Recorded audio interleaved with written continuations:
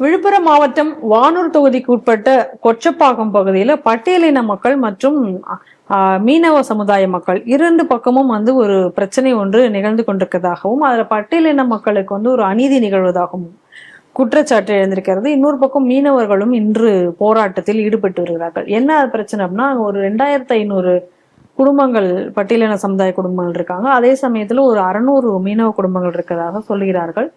அதே போல அந்த பகுதியில் இருக்கிற கடற்கரை பகுதியை ஒட்டிய பல சொகுசு விடுதிகளும் அங்கே இருக்கின்றன.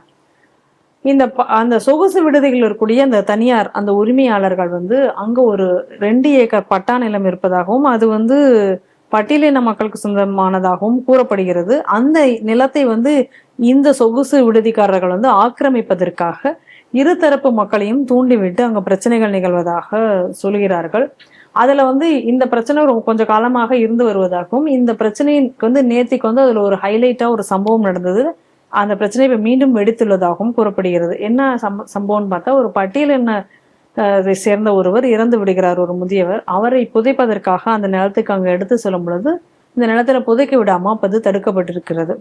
அதுல இருந்து இந்த பிரச்சனை மீண்டும் வந்திருக்கிறது.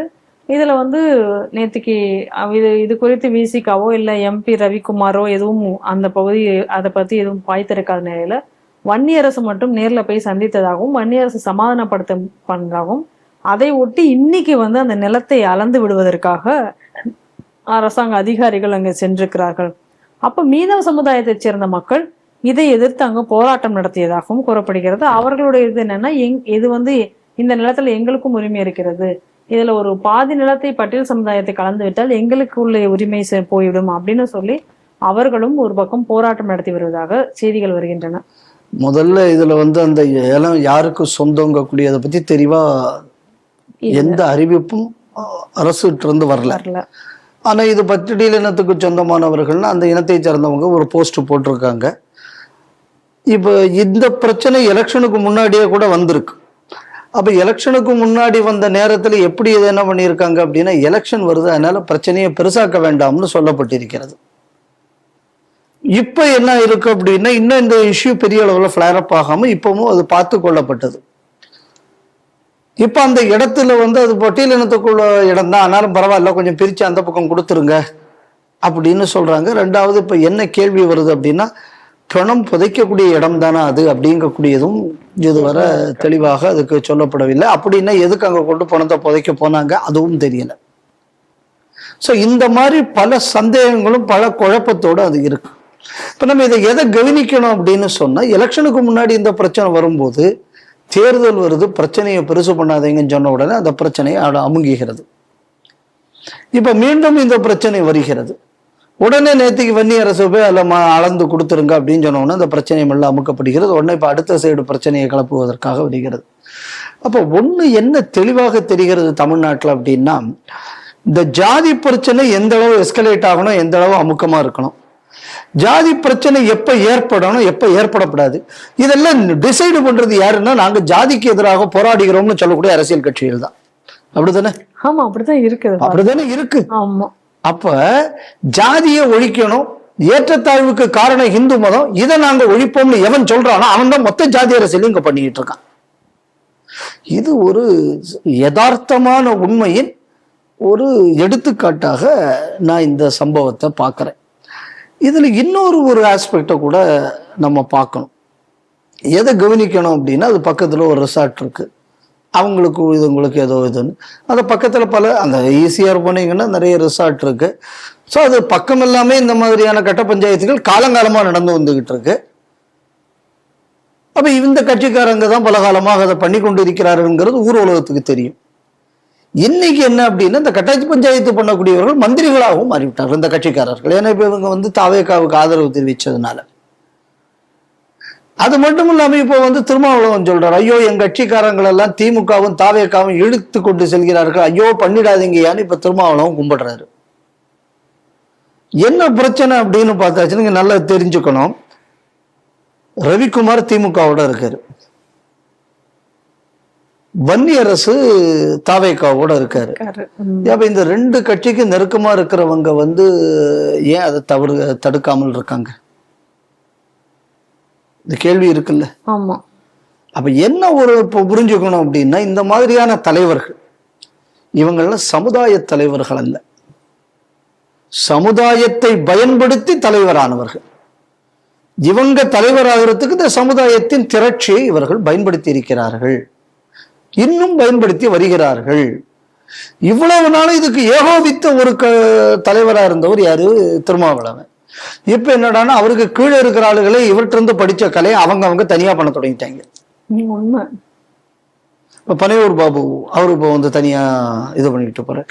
ஸோ அப்ப இதெல்லாம் நம்ம பார்க்கும்போது இந்த சமுதாயத்தை சேர்ந்தவர்கள் புரிஞ்சுக்கணும் என்ன அப்படின்னா, எவ்வளவு காலம்தான் நீங்கள் எல்லாம் இந்த மாதிரியான இந்த கட்ட பஞ்சாயத்து பண்றவங்க, இல்லைன்னா அரசியல் லாபத்திற்காக எதை வேண்டுமென்றாலும் விற்கக்கூடியவர்கள், இவங்களுக்குள்ள அடிமைகளாக எத்தனை நாள் இருக்க போறீங்க? உங்களை ஒழிச்சு அவங்க வளர்ந்துகிட்டு இருக்காங்க.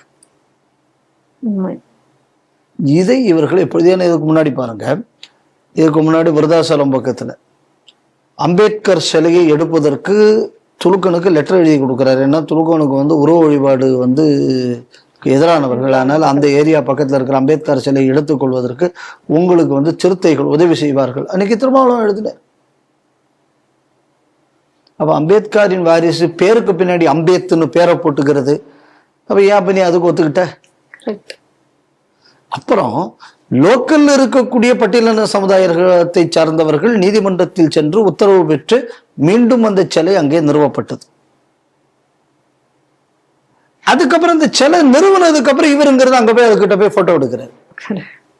நம்ம அந்த கூத்தையும் பார்க்கிறோம். அப்ப இதுல என்ன ஒரு வியாபாரம் இல்ல, ஒரு சமுதாயத்தை வியாபாரம் பண்ற மாதிரி தானே இருக்கு. நிச்சயமாக இன்னைக்கு நடந்துகிட்டு இருக்கக்கூடிய இந்த விஷயங்கள் எல்லாம் இதுல பாருங்க, இதுல ஒரு ஹோட்டல் நடத்துற ஒரு ஆங்கிள் கூட இதுல வந்து சேருது. அப்ப இது ஒண்ணு வந்து உங்களுக்குள்ள அரசியல் இதுக்காக ஒண்ணு, இன்னொன்னு முதலாளிகள்கிட்ட காசு வாங்கிக்கிட்டு சமுதாயத்தை விற்கிறது. இப்படி பல அம்சங்கள் நம்ம இதுல பார்க்கிறோம். அப்போ இந்த மாதிரியான நபர்கள் ஒரு தலைமை பொறுப்புக்கு வந்தாச்சுன்னா இது அந்த சமுதாயத்துக்கு மட்டுமில்ல, இந்த நாட்டுக்கு ஆபத்து. இணைவினோ கலவரத்தை ஏற்படுத்துறதுக்கு சமுதாயத்தை பயன்படுத்துறாங்க. இதனால நாட்டில இருந்து பிரிவினை ஏற்படுது. அதே நேரத்துல பணத்துக்காக இன்னொரு விஷயத்த பண்றாங்க. அதுக்கப்புறம் இதுல எக்கச்சக்கமான, ஏற்கனவே ஒரு இடத்துல அவர் பேசும்போது கூட, திருமாவளவன் பேசும்போது, இவ்வளவு கேஸ் எவன் வாங்குறானோ அவன் தான் ஏன் உண்மையான சிறுத்தைங்கிறார். அப்ப அவங்க அந்த பசங்களுக்குள்ள வாழ்க்கை வீணாகுது. ஏன்னா இவங்க பயன்படுத்துறது தானே. அப்ப இந்த மாதிரியான ஒரு போக்கு இது குறிப்பாக விழுப்புரம் மாவட்டம், இந்த பக்கத்துல நம்ம செங்கல்பட்டு மாவட்டம், காஞ்சிபுரம் மாவட்டம், கள்ளக்குறிச்சி, இங்கெல்லாம் ரொம்ப அதிகமா இருக்கு. இதுல வேடிக்கை என்ன அப்படின்னா, இது வரக்கூடிய தொகுதி எது? விழுப்புரம் தொகுதி. வானூர் தொகுதி. பார்லிமெண்ட் விழுப்புரத்துக்கு வரும். விடுதலை சிறுத்தைகள் தானே எம்பி. ஊருக்கெல்லாம் நியாயம் பேசுவார்ல. சரி, வானூர் தொகுதி ரிசர்வ் தொகுதி தானே? ரிசர்வ் தொகுதி தான். சரி, அப்ப அங்க நீங்க என்ன பண்ணிருக்கணும் நியாயத்துக்கு?